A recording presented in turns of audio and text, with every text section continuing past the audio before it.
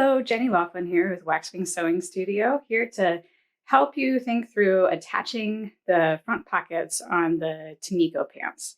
So the Tamiko pants have an interesting front pocket installation because we want to have this lovely top stitch along our pants as part of the design features of this. And so the way that Tasudi did this is they created a single pocket bag, and then that single pocket bag is edge stitched directly onto the front of the pants. So this one's finished that we're looking at. I've also already done the step where I've created the pocket entrance where I put my stay tape that came with the kit, my half-inch stay tape in there, and then I folded a 1/4 inch and a 1/4 inch again, and I finished off that little bit. And then when I sewed the pocket on, then I got this excess right here, and then that's going to tuck as a seam allowance and give us this nice and visible pocket. So that's what we're aiming for. So I have my pocket here, and I think the hardest part about attaching this pocket is really just getting a nice stay stitch at a 1/4 inch all the way around this single layer of wobbly fabric. So I'm going to take you over to the machine and show you some tips for how to keep a good tension on your fabric as you go around there. And then I think you'll find it really simple to attach the pockets. So let's go over to the machine and check that out.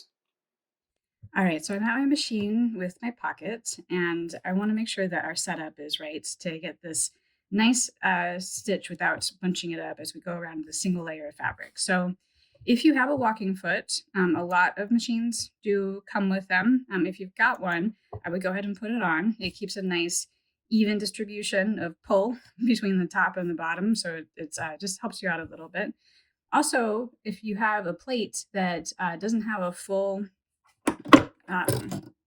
hole right here, this is called a straight stitch plate. That helps with the fabric not getting like stuck into this long piece if you just have this long piece. If you don't have either of those, that's also fine. Just go slow. I'm going to put this back on real quick. Just go slow. You'll see a little 1/4 inch mark in the right direction up here at the top. That's where you want to start. I'm putting my foot down. And when I put my foot down, I'll turn on my machine. I want to set my stitch length for something more like a 2/8 or even a 3, because this is just a stay stitch line. And they just gives us kind of a little more to work with, the longer stitches. So I'm also going to drop my needle, and I've dropped my needle not exactly at the very edge, because then we have less opportunity for the very edge back here to kind of get eaten by the sewing machine. So I'm taking 1 stitch forward, and then I'm going to take 1 stitch back. Because again, this is a stay stitch line. It doesn't need to be like super well stitched. And then after I get started, I'm going to immediately raise my foot and release any tension that got started, kind of crunching up that got started just from getting the foot started. And then I'm going to keep going. I'm going to go nice and slow, be right at a 1/4 inch. And then what I'm doing with my left hand over here is I'm making sure that the grain line is really staying nice and straight. It's not getting pulled in any weird directions. And the hardest part is right along here because you're at a really weird angle to the grain line. So just, if you see it start to bunch up, then just stop, lift the foot a little bit, let it flatten back out. Also, check behind you. And if you've already got a lot of waviness, I would stop and then go on a test piece and test my thread tension and maybe work on having a tighter or looser thread tension. I would look at my video for testing thread tension for linen if you need to do that. So I'm going to keep going here. We'll speed this up.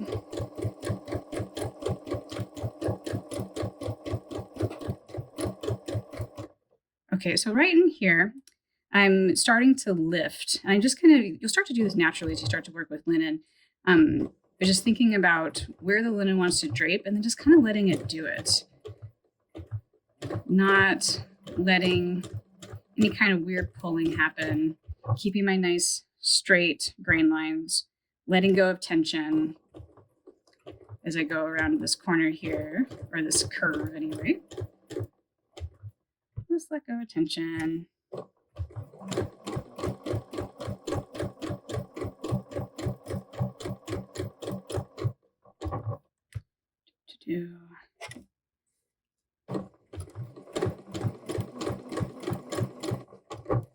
See, you can see me starting to curve the fabric there. So when I let it go, it's like, oh, phew.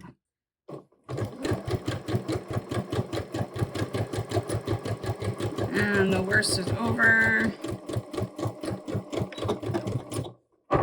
And then what I did there is I did a back stitch, like a couple stitches before the very edge of my fabric. And then I'm stopping before the very edge of my fabric. And then I'm going to go ahead and tie off right there. If you go all the way to the very edge and you back stitch and it starts to like bunch up into your sewing machine, if you go forward again, it starts to unbunch again. That's just a quick trick on that. So once I've got my stay stitch line, I'm going to finger press in the direction of the front pocket. So I'm finger pressing down all the way around. I'll let you do that and I'll meet you over at the table to pin this. All right, so I'm over at my pinning table and cutting table, and I have my pocket, and it's finger pressed very gently toward the front pocket here. So before I even put this down, one of the tricks here to make sure that you're going to end up with a good top stitch line on the other side is to make sure that you're at a pretty nice, kind of grid on your grain line and cross line grain. So I can see my cross grain, I can see my grain line. You might not be able to see it very much on the video, but you'll be able to see it in person. And it's all kind of nicely laid out and flat. And then I'm going to put down my pattern piece, my pocket. All right, so I'm feeling pretty good about my pinning. I'm going to head over to the machine and we're going to edge stitch this. All right, so I'm over at my machine about to edge stitch here, and I could switch to an edge stitching foot, but the reason why I don't is because in this particular case, when we're on like a single layer of fabric here, the edge stitch foot can just put too much pressure on that single layer of fabric and it can create its own problems. But maybe you have a really great edge stitching foot, if so, you should use it. But I'm going to just stick with my walking foot, and I'm going to line up my fabric so it's right next to the fold is right next to where I want my needle to drop. I'm going to test it out in the seam allowance here. It's looking good. I'm going to do just a little bit of a back stitch. Okay, make sure that I didn't create any weird tension going back and forth here. And then I'm going to just start sewing right along my edge here.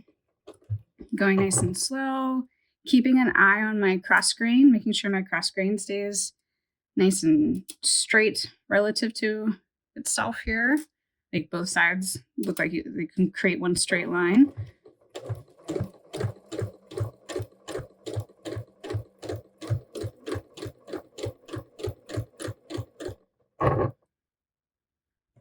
Get as close to my pen as I can so everything just kind of stays. And then, up ahead, just tucking, keeping things nicely, down, making sure that we're not creating any weird pulling from the weight over here. A little bit of a tuck.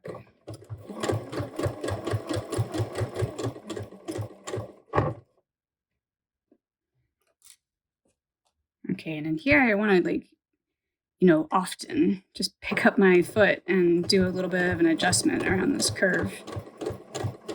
There's no benefit to going fast through here.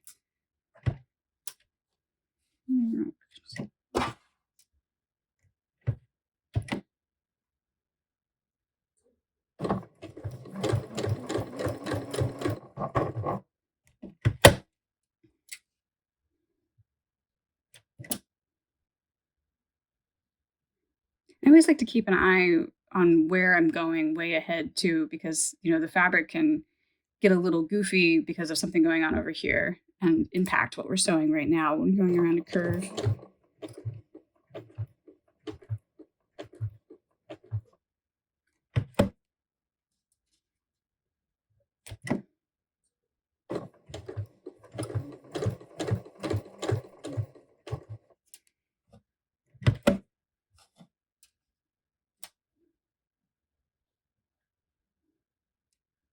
Okay, we're looking pretty good through here.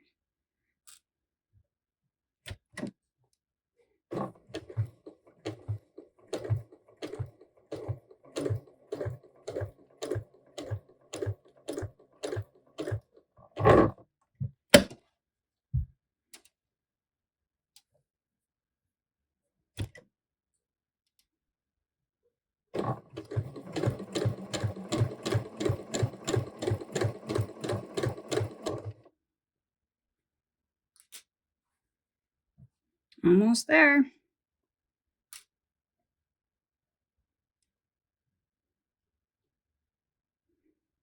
Okay.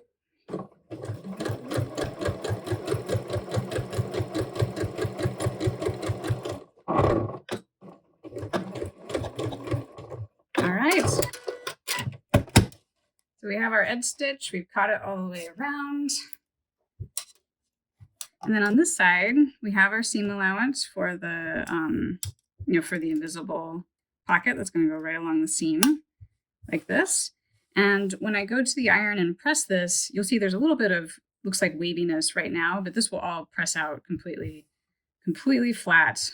So if it looks like this, don't worry at all. That's going to be great when you iron it and let it do that final little bit of shifting. So congratulations, you have your top stitched pockets and you are done with the hardest part of this project.